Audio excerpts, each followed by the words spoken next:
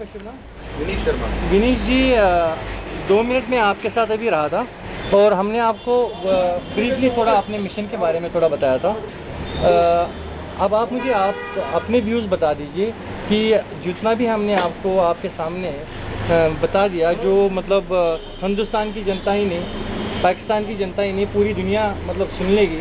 हम आपसे जानना चाहते हैं कि आपकी क्या राय है, आप क्या कहना चाहते हैं? मैं ये कहना चाहता हूँ कि पीस जो है वो हमारी कंट्री के अंदर वो 2 चीज़ से आ सकता है।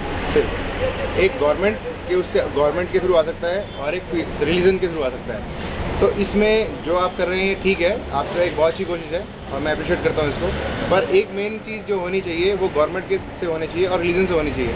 हमारे रिलीजन में अब आप ये कई बहुत बड़े इश्यूज हैं जिनको हम नहीं सॉल्व कर पा रहे हैं। जैसे राम मंदिर हो गया, उसमें क्या है, मंदिर बने या ना बने, मस्जिद बने या ना बने, पर मन में मन मुटाव जरूर बन जाता है एक रिलीजन का दूसरे रिलीजन के लिए।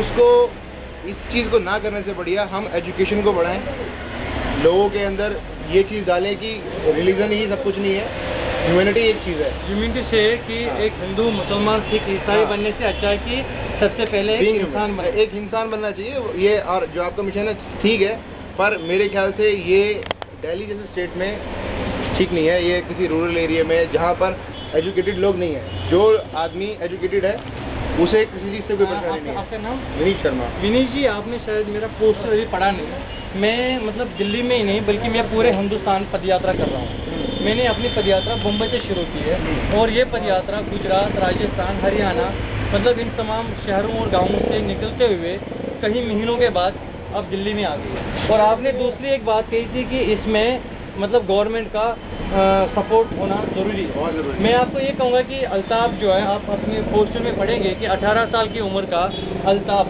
जो खुद एक टेररिज्म कैंप में ट्रेनिंग करके आया और उसके बावजूद भी एक टेररिस्ट नहीं बना, क्योंकि मैंने ये सोचा कि मैं उन लोगों की मदद करूं जो टेररिज्म में चले गए हैं और उनकी जो मजबूरियां मैंने देखी है, मैं गवर्नमेंट से मिल के एक आम जनता, एक आम आदमी बन के गवर्नमेंट से मिलूं और उनसे उनकी वो प्रॉब्लम्स बताऊं। मगर मैंने 5 फैक्ट्स आज तक प्रधानमंत्री जी को लिखे, सोनिया गांधी जी को, राहुल गांधी जी को, बल्कि अल्ताफ़ का जो है टीवी में और अखबारों में रोज़ आता रहता है, मेरे मिशन का रोज़ अखबारों में आता रहता है, हमारा गूगल में लगा हुआ है। मतलब इतना सब कुछ होने के बावजूद भी आपने आज अल्ताफ़ को जान लिया किसी बहाने। आप यहाँ दुकान में बैठे थे, मैं हर दुकान में जाता हूँ, हर घर में जाता हूँ, तो आज का मतलब आज से आपने अल्ताफ़ को पहचान लिया, जान लिया। मैं सिर्फ यहाँ पर ये कहना चाहूँगा कि प्रधानमंत्री जी, हमें उनसे कोई मुटाव नहीं है, हमें उनसे कोई दुश्मनी नहीं है। हम उनको वो जो जगह मिली है वो ईश्वर ने दी है उनको, मगर हम ये कह रहे हैं कि हमने जिस भरोसे से उनको नहीं कर पा रहे हैं,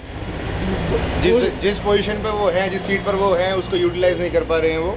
और देश में आज आपको लगता है कि जो इग्नोरेंस उन्होंने हमारे फैक्ट्स की सोनिया गांधी जी ने, राहुल गांधी जी ने, या जितने भी जम्मू कश्मीर के मतलब लीडर्स हैं, उन्होंने हमारी इग्नोरेंस की, क्या आपको लगता नहीं है कि उनके लिए टेररिज्म या एजुकेशन या किसी भी एरिया को डेवलप करने से ज़रूरी है, ज़्यादा ज़रूरी ये है कि अपनी पार्टी को कैसे बचाएं, हम अपने वोट बैंक कैसे बनाएं, हम कोई नया इशू कैसे लाएं ताकि हमारा वोट बैंक बना रहे, हमारी पार्टी सत्ता में बनी रहे। भैया, आपका बहुत अच्छा लग रहा है बात करने के।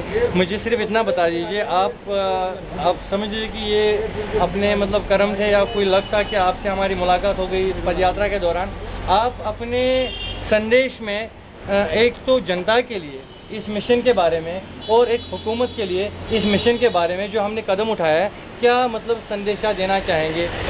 मैं सबको यही संदेश देना चाहता हूँ कि जो अल्ताफ़ भाई हैं ये बहुत अच्छा कर रहे हैं, और मैं चाहता हूँ कि हमारी दुनिया में ऐसे हज़ारों अल्ताफ़ आए, क्योंकि ये इस दुनिया में इतना करप्शन है, इतनी बुराई है, इतना कुछ है कि एक दीपक की रोशनी कम पड़ेगी और हज़ारों अल्ताफ़ की जरूरत पड़ेगी।